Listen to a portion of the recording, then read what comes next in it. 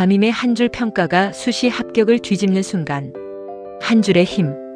학생부에서 가장 무서운 것은 성적도 비교과도 아닙니다.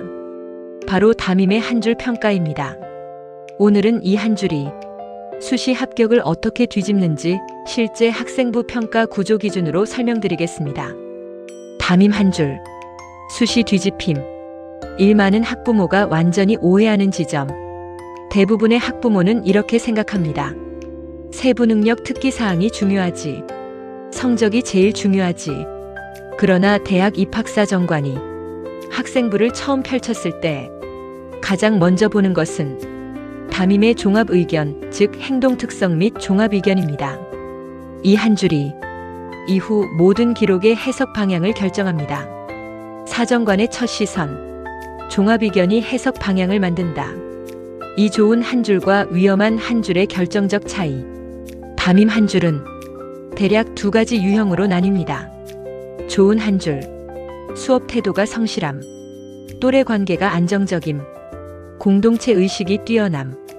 위험한 한 줄, 정서 기복이 있음, 관계에서 갈등이 잦음, 지도와 관찰이 필요함. 이 문장은 단순한 평이 아니라 입학사 정관에게 전달되는 학생 해석 프레임입니다. 성실함 vs 관찰 필요. 해석 프레임이 갈린다. 삶 같은 성적도 담임 한 줄에 따라 결과가 갈리는 이유. 놀라운 현실은 이것입니다. 성적과 비교과가 거의 동일한 두 학생이 담임 평가 한 줄로 합격과 불합격이 갈리는 경우가 실제로 존재합니다. 대학은 다음과 같이 해석합니다. 긍정 한 줄 이 학생의 모든 기록은 신뢰할 만하다. 위험 한 줄 이 학생의 모든 기록은 다시 의심하고 본다. 즉 담임 한 줄은 학생부 전체를 믿고 볼 것인가 의심하고 볼 것인가를 결정합니다. 같은 성적 다른 결과. 신뢰 프레임 vs 의심 프레임. 사학폭 전학 문제 행동이 이 한 줄에 스며드는 방식. 담임의 종합 의견은 공식적으로는 학폭 사실을 직접 쓰지 않을 수 있습니다. 그러나 다음과 같은 표현으로 사건의 흔적이 스며드는 경우가 많습니다. 학교 적응에 시간이 필요함. 관계 회복 과정 중에 있음. 정서적 안정이 요구됨. 이런 문장은 학폭, 갈등, 전학 문제 행동에 우회적 신호로 해석되는 경우가 매우 많습니다. 직접 적지 않아도 우회 신호로 전달된다. 학부모가 담임에게 가장 많이 하는 치명적 말. 학부모가 무심코 담임에게 이렇게 말하는 경우가 많습니다. 선생님, 그 일은 좀 좋게 봐주세요. 이력에 남기지 말아주세요. 그러나 이런 말은 담임에게 이미 문제가 있었던 학생이라는 프레임을 더 강하게 각인시키는 경우가 많습니다. 담임은 요청받았다는 사실 자체를 이미 하나의 참고 정보로 인식합니다. 좋게 봐달라는 말, 오히려 또 다른 기록이 된다.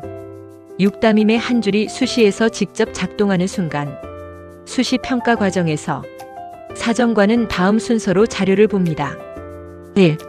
담임 종합 의견. 2. 학생부 전체 흐름. 3. 세부 능력 특기 사항. 4. 비교과. 5. 면접. 즉 담임 한 줄은 수시 평가의 첫 단추이자 기준점입니다. 이 첫 단추가 불리하게 끼워지면 이후 자료가 아무리 좋아도 평가의 출발선 자체가 달라집니다.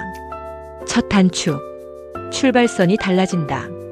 7학부모와 학생이 실제로 할 수 있는 현실 대응.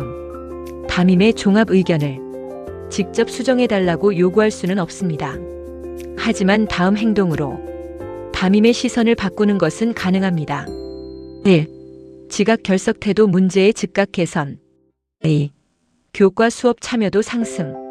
3. 공동체 활동의 지속적 참여.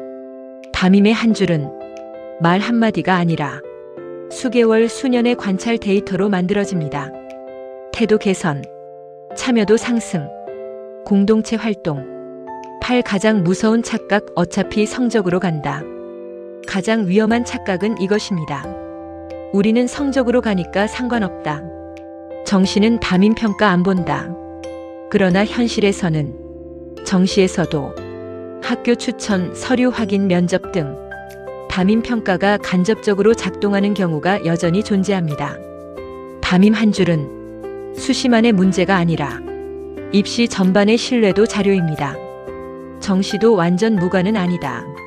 신뢰도 자료로 남는다.